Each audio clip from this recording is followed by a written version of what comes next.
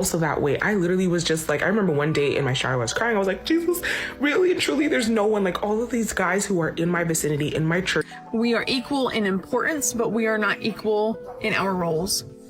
Feminism completely destabilized the whole family structure, and we're right. This isn't personal to this lady, but she's serving as a symbol of what's going on, just as she intended. Okay, the huge nails, tattoos across the chest, things like that. A lot of give you the answer, and I'll give you the answer even though you didn't ask the question. Here's the answer: 1, mixed signals. Women say one thing, but they respond. Let's talk about why men typically have more money in investments and savings than women. I think if you think about what men talk about in their friend groups versus women is about stocks, what they're investing in, what long-term goals they have. What women typically talk about is what are they buying, what beauty products are they purchasing. It's all short term and it's all decreasing our wealth, whereas men sit around and have conversations about things that are increasing their wealth. And I think it's something that we should consider as women as we look to become more financially educated. What are the conversations we're having to make us successful? Single women all over the internet making videos about decentering men, urging other women to stop dressing for the male gaze. Whose gaze are you dressing for? As a straight woman, whose gaze? You're living in an epidemic of SSRI-riddled, septum-piercing goblins, trying to teach our youth that it is wrong to desire a man in a romantic and intimate way. I'm sorry, isn't that the circle of life? Doesn't finding a partner and spending your life with them and, I don't know, procreating, like, make the world go round? I can't say that I've ever in my life gotten ready and been like, I know who I'm dressing for tonight. All the women who are going to see me. I really hope the women that are going to see me think that I look hot. Because guess what? I'm not attracted to women. That makes me want to puke because I'm not gay. Nothing wrong with that. I love lesbians and their chain wallet. What? It's like, it's just like they're trying to teach you that it's not even cool to just be a regular straight person that wants the opposite to find you attractive. Like, no, it's basic biology. If you're very young, there's absolutely nothing wrong with that whatsoever. Now, you need to develop your own personality, you need to develop, skills, and you need to develop your own life so that you're not hanging on someone's every move, because it's important to cultivate your own happiness, because happiness comes from within. It doesn't come from other people. There's nothing wrong. There's something wrong with the male gaze, dude. These women act like you should get struck with a lightning bolt if you've ever wished that men found you attractive. There's nothing wrong with, what's wrong with these people? No, because I don't think men want to take women out on dates anymore. I feel like they don't want to take women out on dates. Their idea of a date in some way is saying, hey, let's meet at the bar. Let's meet at the bar and just have some drinks, just meet me there. Let's spend some time together. And it's not even a proper date. That's what they will suggest 100%. Or better yet, if you are on Hinge, I'm so sorry. I'm all out and about. I just got done working out. But anyways, even on Hinge, you will literally see men not want to go on dates with you. I have matched with so many people on Hinge, and the matter of men, the amount of men who do not want to pursue anything after the first 2 messages is really crazy. There was no effort from them to or even any incentive to take you out on a date. It's just they just want to match just to match, and they're not really there to be intentional. And mind you, am I being super serious on finding somebody on Hinge? Not really. I'm just there to kind of see hey, what's out there, maybe to go on a date or 2 just to get to know somebody. That'd be nice. But the problem is nobody is asking me out. Nobody's asking anybody out. We're just 1 to 2 little sentences and it stops there. It stops. I don't know if I'm doing something wrong. I don't know what's going on, but I do engage with the conversation and it just dies. It's just nothing. They don't care enough to take you out. So honestly, I don't think men want to take out women anymore. I don't know what they expect. It's definitely not dates, not romanticizing or no romance anymore. It's wild out here. You know what it's looking like these days, man, when it comes to men in their 40s, 50s, 60s, when it comes to single and dating?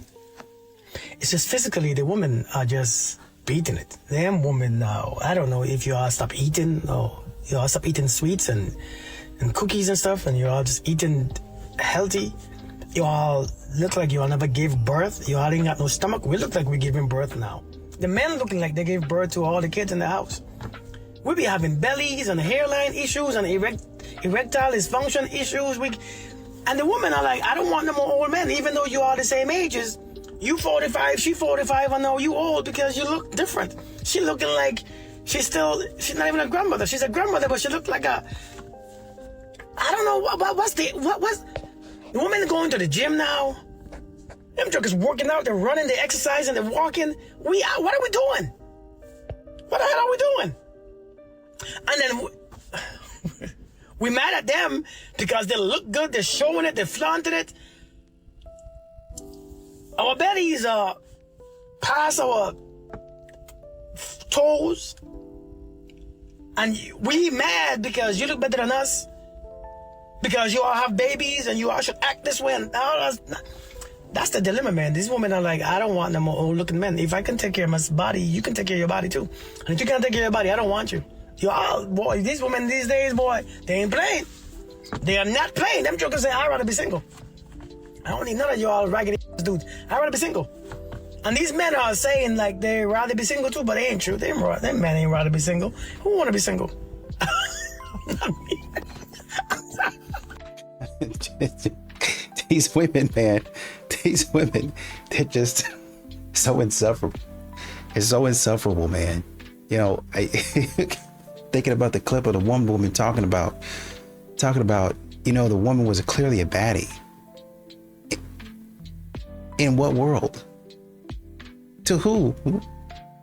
Who would consider her a baddie?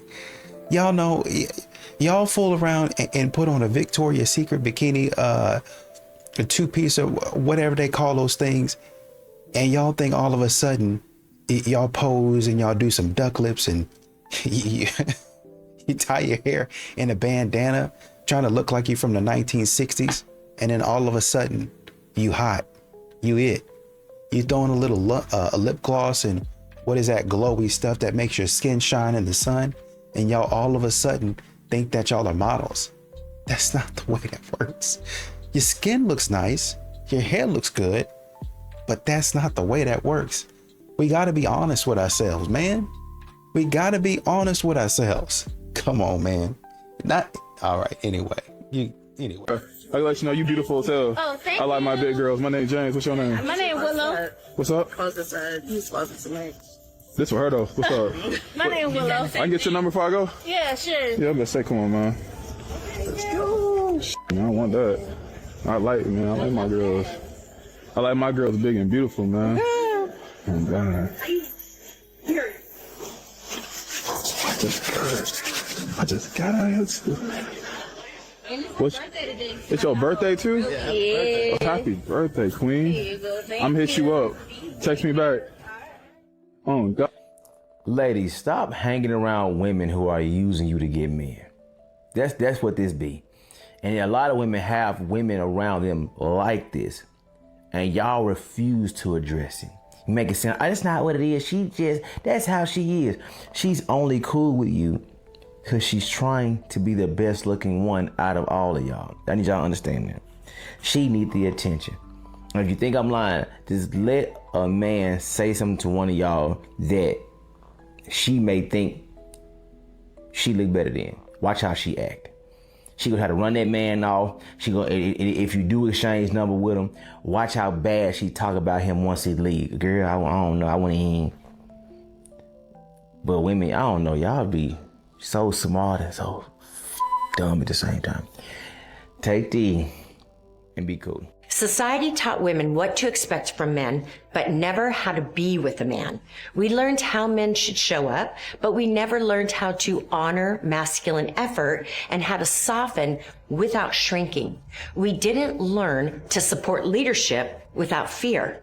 So frustration replaced understanding, control replaced trust, and criticism replaced admiration. And men slowly checked out. Expectation without education always breeds disappointment. Women need to stop blaming men and relearn just who they are and how they were designed to love, protect, and provide for women. Men are a gift to women. That's why I always say that like guys and girls cannot just be friends. Do you feel like guys and girls can be friends? At a very limited capacity. I receive that. What does limited mean? I'm not gonna tell you can't never talk to another dude, right. But I'm your only real male friend. Anybody else is distant. Like I'm not trying to hear you, oh, me and so and so are going to hang out. What? Ain't no way. The way I would be snatched up, the way I would be single. Yeah, it's and for the people that say, okay, well, that's controlling, or do you think it's controlling? I don't think it's controlling. I think it's respect. I think so too. Discipline. I don't think it's controlling. Not to me. I may do some controlling stuff, but I wouldn't put that in the box as controlling. I think that's just common sense. I think so too. Because why? What does that person bring? Now, that being said, I think we can have friends that are single, but one-on-one, this is just my friend. That's crazy to me. Mm-hmm. Me and just this person, that's crazy to me. You and just some female, like going to dinner, for what? I'll be damned. For what? I don't understand. Who paying? You better go Dutch, because baby, ain't no way. I think for me, what I've learned is that's why you have to choose a person that thinks the same way as you. Because I couldn't be with no man that was like, I have all these female friends. Where? Why? For what? You gonna have me feeling a type of way? I've even told my girlfriends, and you can ask any of them in my Soul Sister Goddess tribe, I always say, y'all will never be friends with my man. Ever. Y'all be cordial. You gonna know each other. You gonna get along well, but my man's friend? Like he's calling you and talking to you on the phone? No. For what? And I would have one too. We are in 2026, and I am about tired of you bald-headed hoes getting on this here internet to try to tell us women what black men can't do and won't do, okay? Just because you sucked a couple bad in your life does not mean that the whole group of black men are bad men. I find it very funny that women like to judge black men as a group, but when it comes to women, we want to be judged individually. Y'all get on this here app to uplift a race, but a lot of y'all can't even show the Carfax of these men that are approaching you. Show me the Carfax of the Davids and the Toms that are approaching y'all. Y'all can't, because y'all are not being approached. It's just the same old sorry line that y'all want to say about black men. All y'all do is give y'all grievances and y'all problems on black men. And let me tell you something. If you keep experiencing the same issues with a man, maybe it's you. Maybe it's not the man. Maybe it's you. I'm so tired of this conversation. Like, it's so annoying. And another thing, since we're already on the topic, let's also address the elephant in the room. Black men are still marrying at a higher rate than black women. I promise you, women, all this, I won't date a black man, I don't want to be with a black man, all this that y'all want to throw out, they're still being married at a higher rate than you guys. So let me understand this. If you guys are not interested in black men and you guys don't want to date black men, as you say, why are you still not being married? Why are you guys still not getting married? Make that make sense. I promise you, black men are the least of y'all's worries and issues. I promise you that. One of the things that contributes to a husband losing attraction towards his wife is pride. Nothing else other than pride. A lot of ladies do not know how to humble themselves, because they always want to be right. They always want to fight. Sometimes you need to humble yourself even when it's not necessary, because that is the one thing that is going to continuously make you attractive to your husband. Just like how God hates a haughty look and someone who has a proud heart, that's exactly how your husband is. The minute you start having a haughty look, you become proud as a wife. You don't know how to humble yourself. You become detestable to your husband. He doesn't find you attractive at all. He just wants to repel you, push you away, and he just won't be able to stand you. And you'll be complaining that my husband doesn't love me. He doesn't look at me the way he used to look at me before. Well, it could be that you're contributing to this because you are haughty, you don't know how to humble yourself. Being humble doesn't mean that there is a reason for the humility. It's a default. It's a state of posture. Your default state of posture. You are forever humble. When you speak to him, even when you guys have arguments, you are able to lower yourself and apologize. Even if you are right, you are able to say, okay, I'm sorry about 1, 2, and 3. I shouldn't have done that. I humble myself. Why? Because that is the only way to continue capturing your man's heart. Once you start having pride, listen, that man is going to run faster than the chariots of Ahab, okay? So it's very important as a lady to maintain attraction with your husband. Forever maintain a humble heart towards your husband.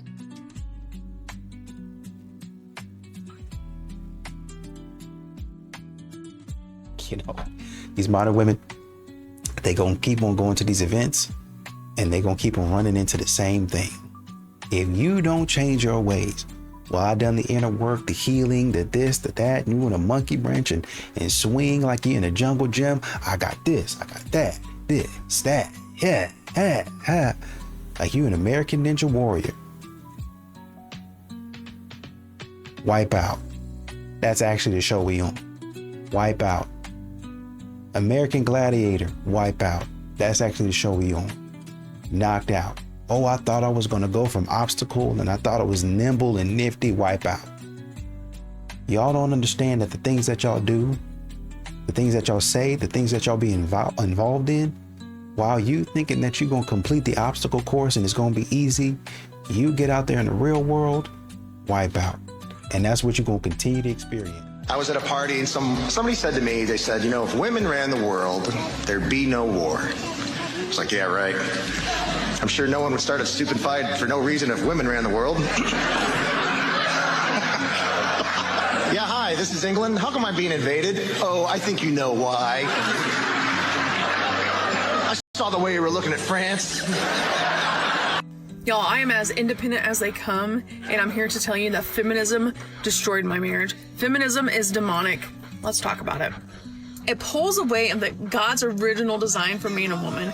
God, man, woman, children. And yes, men are the head of the household, and that's what ruined my marriage, because I looked at my husband as my equal, that we were competing with each other, and that I wore the pants, that I made the rules, I had the control. But this is when women no longer listen to understand, they listen to respond. So I'm not saying that we as women are below men. That's not how it is. And women are going to hear this and think, I can provide for myself. I can do everything that a man can do for myself and be happy and do what I want to do. Listen, I know you can. I can too. That doesn't mean we're supposed to. We are not equal. We are equal in importance, but we are not equal in our roles. Feminism completely destabilized the whole family structure, and we're watching the consequences of it in real time. The problem does not lie with the woman having her own job or even having a career or her own business. The problem lies because feminism told us to prioritize all of that over being a mother and a wife.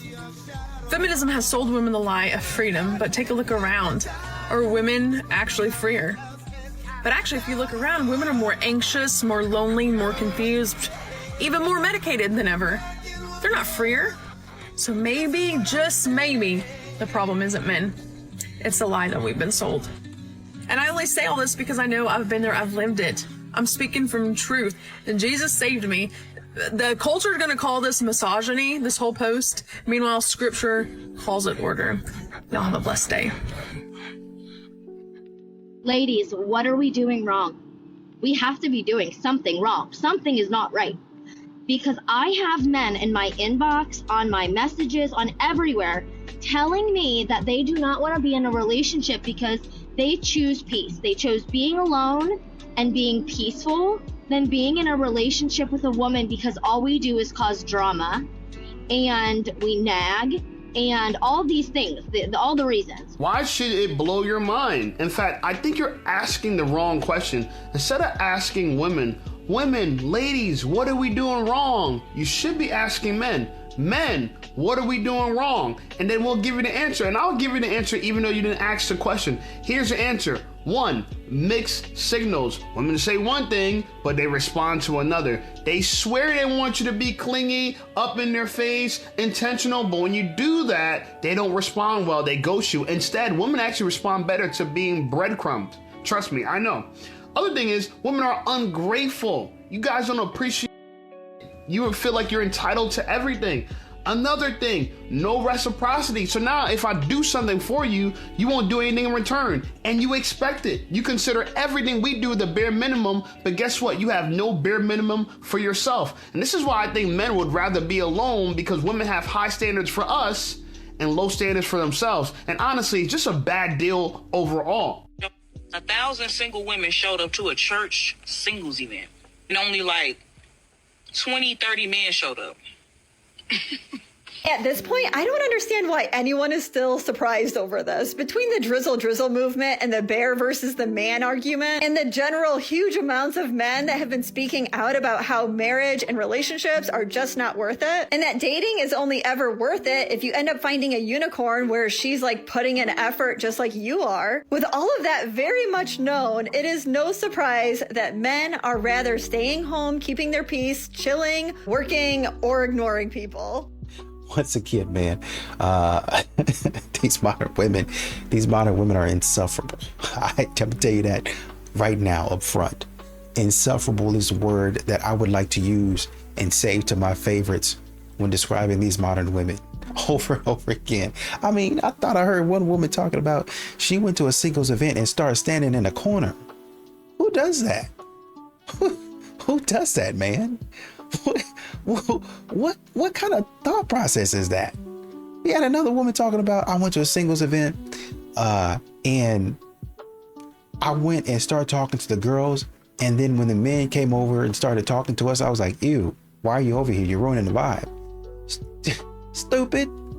The vibe is meet somebody here. This is a singles event. You mean to tell me as a man, I gotta come in contact with this. I gotta pay $50 for this. $50 for this? You mean to tell me I gotta pay, well, it's only $20. I gotta pay $20. I can tell you right now, I can get buy one, get one free wings at Buffalo Wild Wings on Thursdays. I can spend $20 and get about 30 wings on Thursdays. And you telling me I'm about to come out here and do this? And even if it ain't a Thursday, I can go down the street and get 30 wings for about 40. So it's gonna be double that. But it don't matter. I'll have lunch for about a couple of days. Maybe even 3 if I stretch it. You're telling me you want me to spend the same amount of money where I can get lunch on going in and getting rejected? I'm gonna pass. And you know, the crazy thing is sometimes you don't gotta do something to know it's not for you. I don't gotta do certain schmugs to know I probably don't wanna take them schmugs based on what I've heard other people have experienced when they was on them schmugs, right? Like crazy correlation, but I listen to people's past experiences. So if enough women are telling me, hey, these events are a waste of time, it's always going to be, I want to either be a bunch of women, or 2, the men are not really talking, or 3, it just wasn't a thing. I've heard enough, I'm good. I don't need to go touch the fire to know it's hot. Sorry, not trying it, I don't care. I don't like things that are curated to find a partner. I just don't think those work. I don't think those work for me. If you feel like they work for you, then go for that. I don't think I can do that whole rounds of dating. To sit there and like have a different guy come and sit and talk to me every 5 minutes, that's just not for me. Which I said in the video, my friend did go on a singles event because she's very introverted and she wanted to get comfortable talking to men. There's reasons why people go to singles events, and I'm never gonna judge somebody if they wanna do something for them. But for me, I don't need to do it to know. So today I went to this single pickleball mixer thinking, you know, I'm not on the dating apps. Let's just get myself back out there. And, well, let me just tell you, it was a success in some ways. I left with 2 numbers. One of them will probably be one of my new best friends because we bonded over how bad the dating apps are and how bad the selection of men was at the event. I'm pretty sure we were the best selection there in our cute aloe outfits. And the other number I got was the pickleball instructor. He was probably 70, and he asked for some social media help. So I got a new friend, and I potentially got some business. So I call that a win, even though if I didn't land a guy. One of the most frustrating things about trying to date in Chicago is you go on the apps, you swipe, you say no, because no. And then you go outside and you walk down Wells and you're like, oh my God, there's so many cuties, but like, where are you? Where are you? Ugh. If you're fugly and you come and you shoot your shot in front of my friends, I will bring your value down to 0 in front of everyone. Oh, well, it's not his fault. No, it's his fault. Know your place. If you're gonna be a loser and ugly or whatever, the guy wasn't a loser, but he was ugly, and that's enough for me. Know your place. Do not be around me. Don't ever think you could pull me. That is so insulting. It's so insulting. The men have finally started to get sick of modern dating. The other day I was talking to one of my friends and he told me that he's deleted Hinge because he's sick of all his dates being the same and being unfulfilling and being boring. Finally, the men have caught up. Women have been saying it for years. We have had the conversation about how modern dating is unfulfilling, how it's not really giving us what we need. People don't want to find real connections. It's empty, blah, blah, blah, blah, blah, blah. We've done this. But now the men are starting to realize that. The men are starting to have those conversations. Why? Because everybody wants connection. Everybody wants intimacy. And I think men are finally starting to realize that the way that they're conducting themselves and the way that they are searching for romance and intimacy is empty and it is unfulfilling. I think the excitement and drama that comes from having options and chasing new experiences, it's just no longer as fulfilling as it once was. I think as a woman, this is a really interesting shift to witness in real time because we've been saying for ages that modern dating is unfulfilling because the men do not seem to find value in deep, meaningful, mutual connection. Well, now there's this shift happening where the men are realizing that their methods of conducting themselves in the dating world are leaving them also unfulfilled. Interesting to see what comes of this. Well, I tell you, modern women are not the people that they think that they are. They're not the people that they think that they are. I know you think that you are a catch. I know that you think that you are a prize. I know that you think that you are the best looking woman out there. You're not. We all have talents and abilities, and not everybody can be a model. Just be good at what you're good at. We got women out here talking about, oh, I want to change the meaning and the definition of a baddie. It don't work that way. You've been knowing, oh, well, a baddie it could be a mindset. It could be an energy. All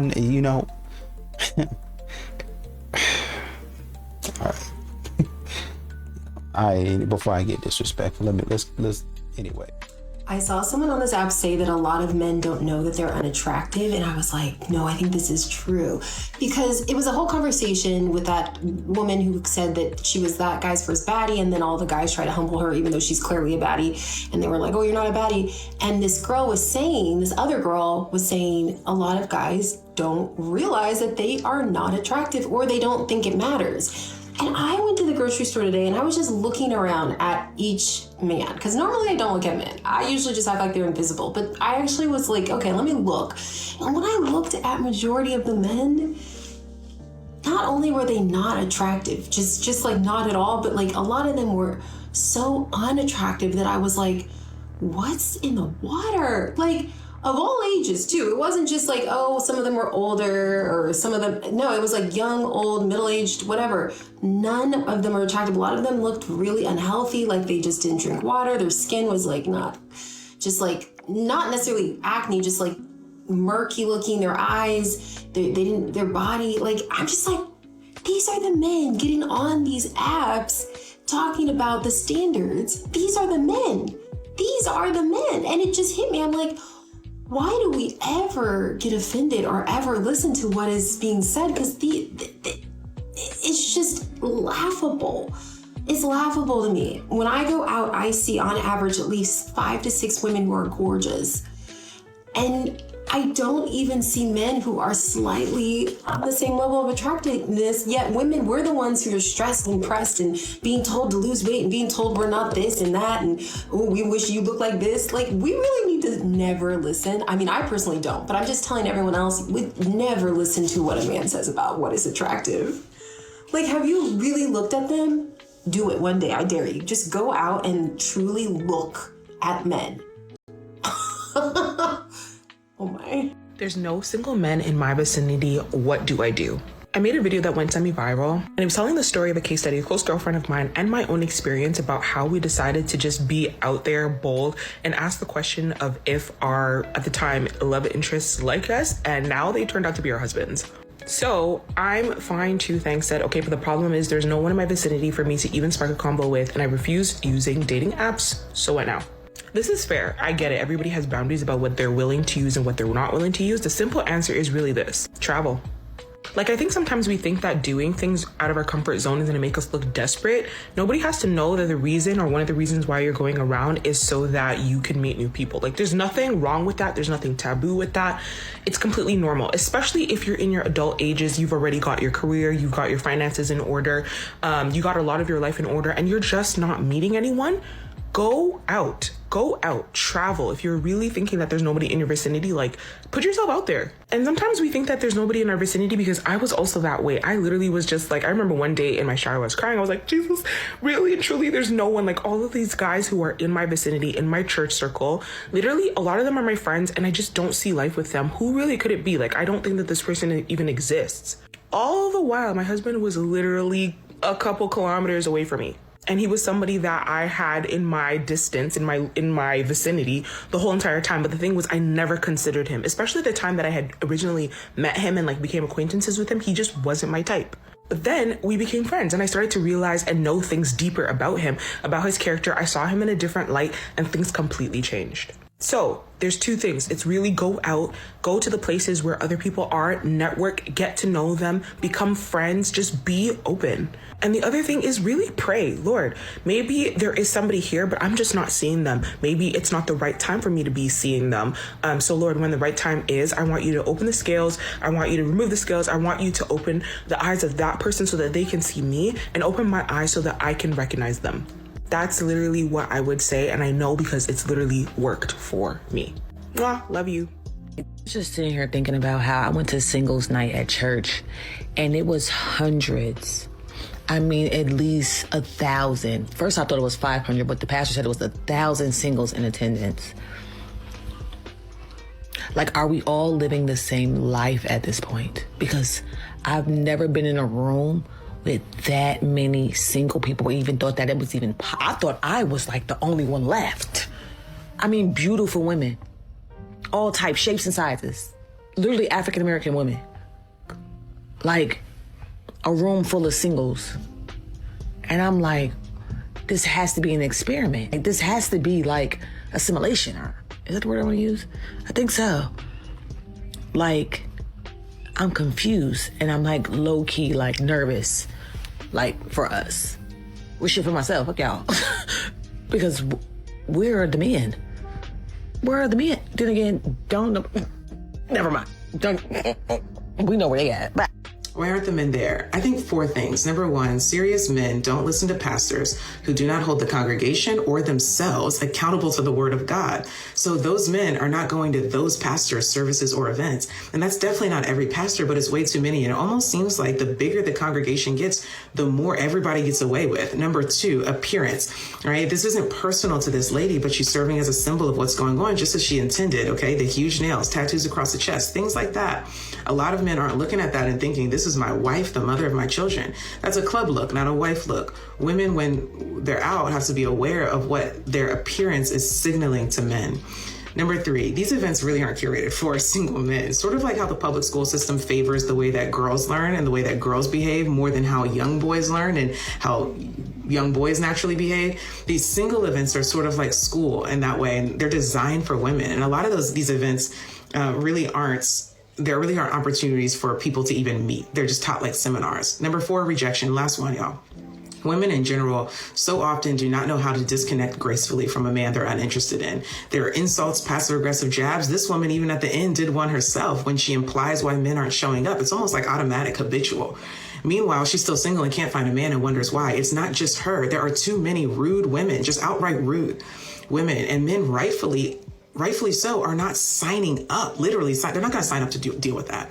Rather than politely having a short conversation, for example, when you're uninterested in a man, rather than politely having a conversation and gracefully exiting, too many women employ these rejection strategies, given an air that there are men, given an air that man shouldn't have approached her at all, like he's just not worthy. All right. So I think those are some of the reasons why you're not seeing men at some of these church single events. I suspected my wife of cheating, so I had our son tested for paternity. I hope not secretly. Apologies in advance. This is a very long story, and I'll try to be as detailed yet direct as possible. My wife, female 32, and I, male 27, experienced some relationship problems caused by an ex-boyfriend of hers that I believe to still be affecting us today. For some context, we first met when we were studying overseas and working part-time together at the same restaurant. I'm from Australia and she's from France. By the way, this comes from Je suis on the OK Storytime subreddit. After a few shifts together, we became friends and then eventually started dating. I was 19 and she was 24 at the time. We dated for a little over 3 years before moving back to my home country, and 2 years after moving, we decided to get married. The problem started when my wife and I just got engaged. We decided to do the obligatory social media announcement posts informing everyone about our exciting news. It was around a week later when I was sent a message request by an Instagram account I didn't know, but saw that my wife and the person followed each other. So I thought it was one of her old school friends or something and decided to accept the request. By then, I had gotten over 100 messages from my wife's friends and family I'd never met congratulating us, so I was expecting this message request to be more of the same. Instead of a congratulatory message and an introduction as to who they were, I was sent a bunch of screenshots of messenger chats that were in French and a message that followed saying that I should read these conversations to know who my fiance is. I was feeling that something was a bit off, but still believing that this person was a family member or friend of my wife. That's English wasn't very good. Naively, I translated them thinking they'd just be some cute messages between two people. The topics included the recounting of spicy sleep encounters, spicy sleep acts that they had performed, boyfriends, and how inferior Asian guys are to white guys. I am Asian, by the way. I sent a message back to the person asking who the messages were between. They replied saying that it was my new sleut wife and sent 3 spicy sleep tapes. I was in shock. I would be in shock too. And immediately thoughts that she had cheated on me filled my mind. After sitting for a while and trying to comprehend what had happened, I decided that I would watch the videos to try to see if it is actually my wife in them. Later that night, after my wife had fallen asleep, I decided to watch the videos, believing that there would be no way that the woman I had been living with for 5 years could do something like this. But to my disappointment, I confirmed that all videos were of her. The first 2 of the videos appeared to have the same guy, and the third video, a different guy. To say I was furious was an understatement. I had literally watched the woman I wanted to spend the rest of my life with effing not 1, but 2 other guys. I decided that I needed to confront her, thinking that she had cheated on me with a bunch of other guys, and I wanted her to explain to me why she did it. After staying awake and waiting through the entire night and not being able to wait anymore, I woke her up at 6 a.m. and showed her everything that was sent to me and asked her to explain what this all was. She immediately started hyperventilating, then began to cry. She kept repeatedly apologizing and begging me not to leave her and was like this for a good 10 minutes. After managing to calm her down, she explained that she never cheated on me and these videos were taken before we had met and that she didn't even know these videos existed. She also tried reassuring me that the messages were between her and her best friend, and they would share everything about their lives with each other. She said the things they talked about were from so long ago that it felt like a different person had written the messages. She kept repeating that the things she said in those messages made her feel deeply ashamed and regret. It was so embarrassing to her that she ever acted and spoke like that. To try to prove she wasn't cheating, she showed me the chat history between her and her best friend and found the exact same section of the conversations in the messages between them and saw that they were from long before we had met. She also explained to me that the guy who sent me the message on Instagram was her first boyfriend from high school in France. He was apparently very emotionally and mentally manipulative during the time they were together, and for her to get any sort of affection or praise from him, she would do what he wanted and let him do whatever he wanted to her. She said she didn't understand how he was able to get the screenshots or the spicy sleep tapes that he didn't even take. We eventually came to the conclusion that he had hacked into her account somehow. She said that the two guys in the video were short-term Korean boyfriends from when she first moved overseas. To say I was relieved was an understatement, but I still had the feeling of disgust when I looked at my wife. Over the next few months, I tried pretending that everything was okay, but I couldn't get over what I had seen. She was a completely different woman in my eyes. I know body count shouldn't matter, but reading the messages of how many guys she slept with really bugged the crap out of me. You need to go to therapy over that. We had told each other our body counts in the past, and I wasn't bothered with it at all. She literally could have told me any number, and I think I would have been fine with it as long as it was the truth. But now that I know that not only did she lie about the amount of men she had been with, but the fact that half of those men were guys I knew quite well and considered friends destroyed me. I eventually told her how I felt when she blew up at me one day for not wanting to have spicy sleep with her.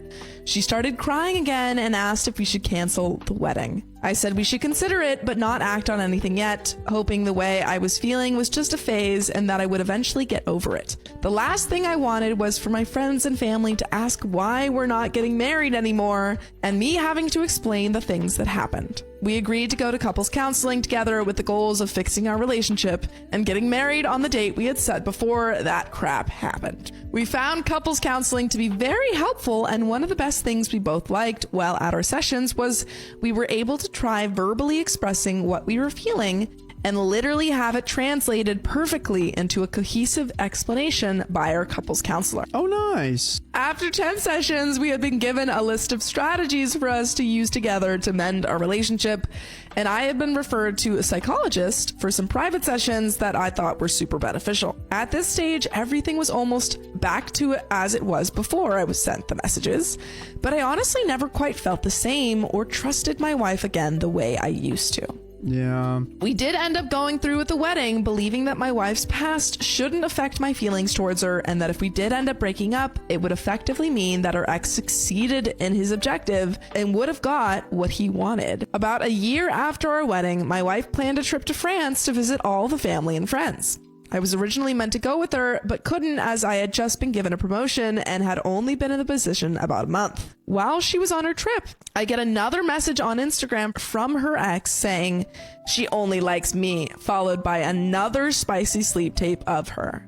After watching for a few seconds, I just assumed it was another old video that was taken and blocked him. I planned to show my wife what he sent, but ended up totally forgetting about the whole thing. How did you forget about that? He's happened before. He's gone through so much sessions. He's like, I don't want this to ruin whatever little we have. Fast forward to today. We have been married for almost 2 years now and have a baby on the way. During one of her obstetrician appointments that I went to her with, there was talk of her possible due dates and around what day she would have conceived. We should have maybe have worried about that video. While sitting there and listening, I was doing the maths in my head and realized something wasn't adding up. The period she would have had to have conceived in was when she was back in France visiting her family. I stayed quiet and convinced myself that I obviously wasn't calculating correctly because I've always been crap at maths. But I remembered what her ex had sent me and had a gut feeling that something was very wrong. Eventually, my insecurities got the better of me, and I ended up watching the video he sent, trying to find any clues of when it was taken. Unfortunately, I concluded that the video must have been taken at some point when we were together, as I could see a scar on her pubic area that she had given herself by waxing when we were on our honeymoon. After thinking about this for a while, I've decided not to confront her with what I know. I'm not going to ask friends or family for support. I'm not going to go to counseling. The less people that know, the better. I don't think I can live with the shame of people knowing that my wife is giving birth to another man's child. I'm gonna wait for the baby to be born to see if it's mine before I make any final decisions. Thank you to everyone who read everything I had to say. I really needed to get this out, and not being able to tell anyone what I was going through was driving me insane. And there is an edit, and I think multiple updates. If you want more stories like this, search for our podcast, OK Storytime, on Apple Podcasts, Spotify, or wherever you listen to podcasts. The way that these modern women act, it's no wonder that men get tired of them. It's no wonder that men, modern women, with the way that they talk, men are not going to approach you. With the way that you conduct yourself, men are not going to be bothered with you. With the way that you speak, sometimes with the way that you dress, men are not going to approach you. And that's just the way that it's going to be. You can try to talk about a man. You can try to shame a man. Oh, he ain't doing this. He ain't a real man. He ain't this, this, and that. It's not going to matter, because he's still not going to approach you. You're not a good person.